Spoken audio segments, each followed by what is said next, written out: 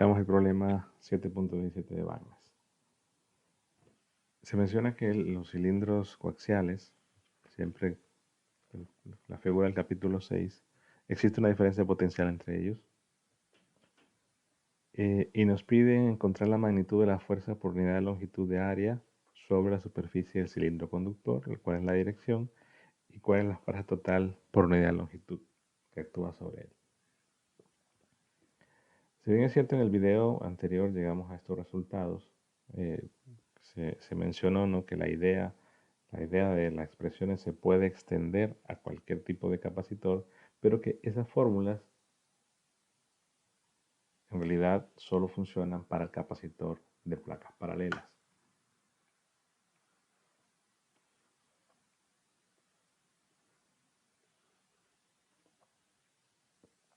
En este caso, el capacitor cilíndrico o el capacitor esférico, tenemos que modificar un poco esas ideas. No va a ser necesario en realidad, porque quizás lo que sí es válido siempre. O sea, lo que al final de cuentas es que esa fuerza eléctrica se puede expresar en función, digamos, la magnitud de esa fuerza. Si yo divido entre área, al hablar de una fuerza por unidad de área, es básicamente llamarle un Fe minúscula.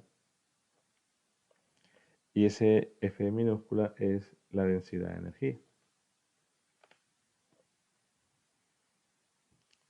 Situación que se puede, independientemente del tipo de capacitor, yo al final de cuentas puedo tomar una porción muy pequeña, hablar de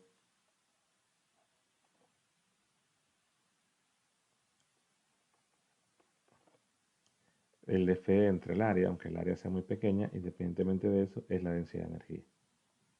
Y ese es un resultado importante, que es una función, porque esto es un medio de epsilon 0 e al cuadrado.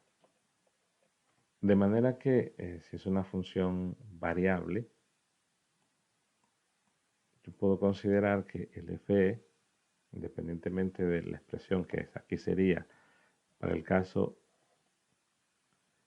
que sea una constante, pero si es variable,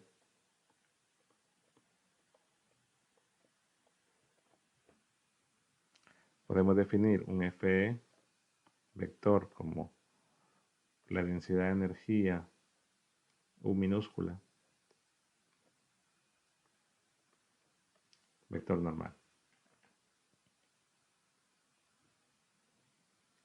Y esto es igual a 1 medio epsilon 0 al cuadrado, que se puede especificar dependiendo de si son placas paralelas y capacitor esférico, etc. Pero que la fuerza por unidad de longitud, pero la fuerza eléctrica ya vector, es la integral del Fe minúscula diferencial de área. Entonces decíamos que si Fe es constante, se reduce a lo que está arriba.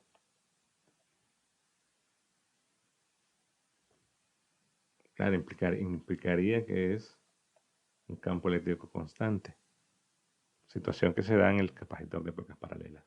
Pero si F es variable, entonces puedo obtenerlo de esta manera. Entonces, para este ejercicio,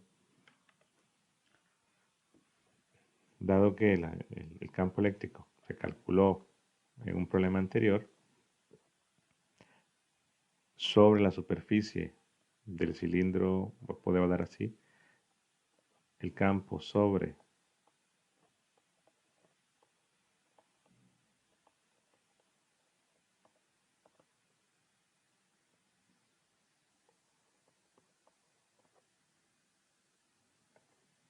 tendría que ser la expresión, recordemos que era U sub L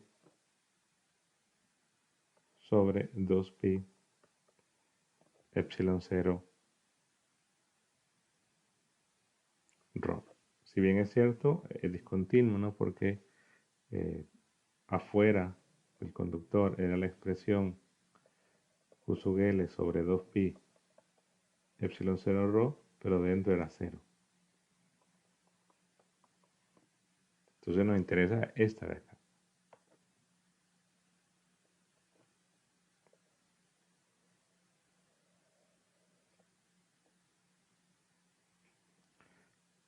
En la superficie de rho igual a A, entonces sería A. Elevamos al cuadrado. Y lo que nos queda que ese cuadrado, ya poniendo toda la densidad, es simplemente un medio de la densidad de energía. Es un medio epsilon 0, el campo al cuadrado, que es QL cuadrado, sobre 2pi, bueno, 4pi cuadrado,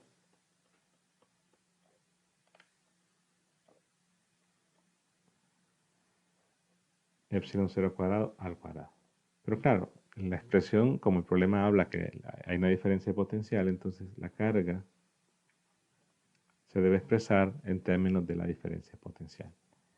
Y ustedes pueden probar rápidamente que esa diferencia de potencial, vamos a hacerle en 2 pasos,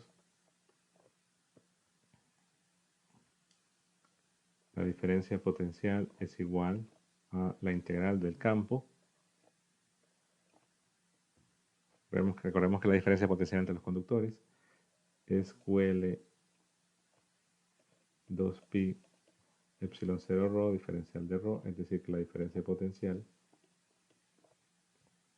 es QL sobre 2pi epsilon 0 logaritmo de B sobre A. Y despejo Q sub L, porque la idea es expresar esto en términos de la diferencia potencial. Q sub L es 2pi epsilon 0, diferencia de potencial sobre logaritmo de B sobre A.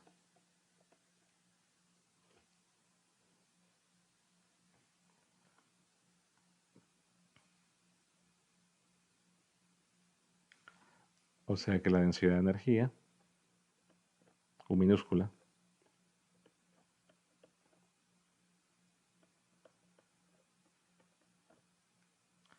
aquí puedo reducir algunas cosas, es decir, puedo eliminar un epsilon 0, quedaría un 8, entonces es 1 sobre 8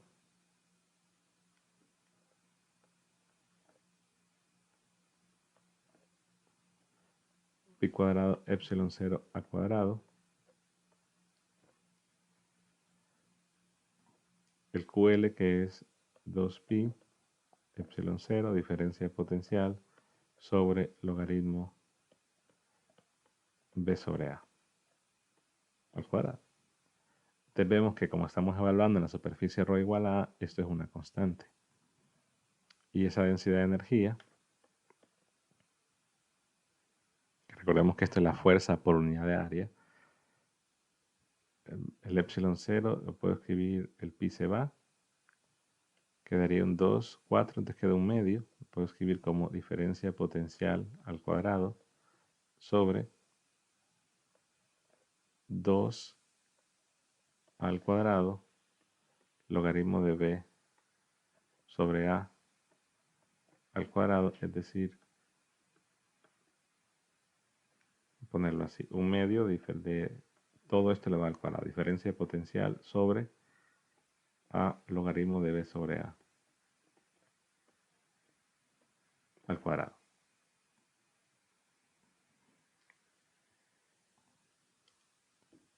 Al considerar el cilindro de radio A,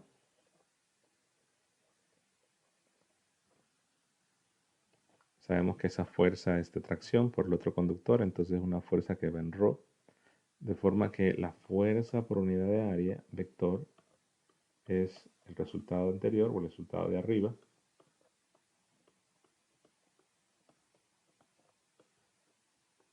al cuadrado, en dirección de ρ. Esta es fuerza por unidad de área.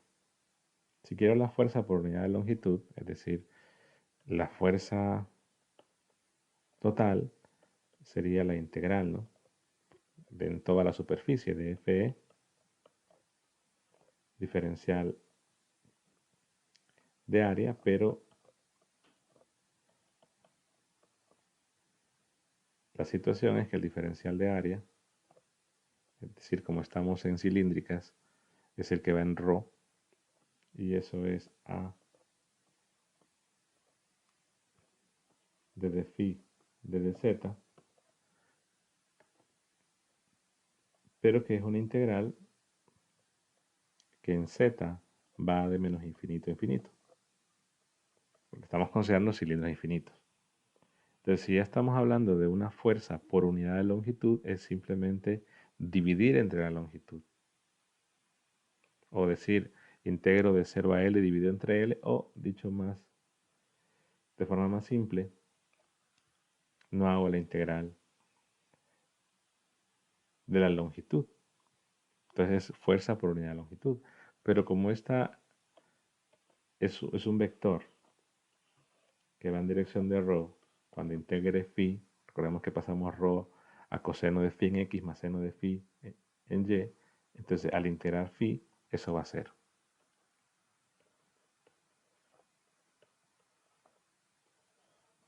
Claro, esta es una fuerza, quizás debería ser un poco diferente, decir un F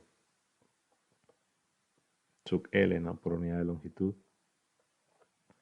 Pero luego, si ya integro en la longitud, evidentemente igual va a 0.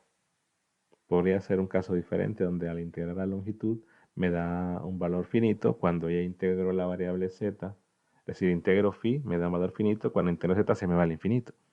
Pero aquí ambas integrales, al calcular el resultado va a ser 0. O sea que en realidad podría quitar esto. Lo menciono esto porque de repente puede dar problemas más adelante donde el resultado vaya a ser infinito. Pero en este caso la fuerza total, tanto la fuerza total como la fuerza por unidad de longitud,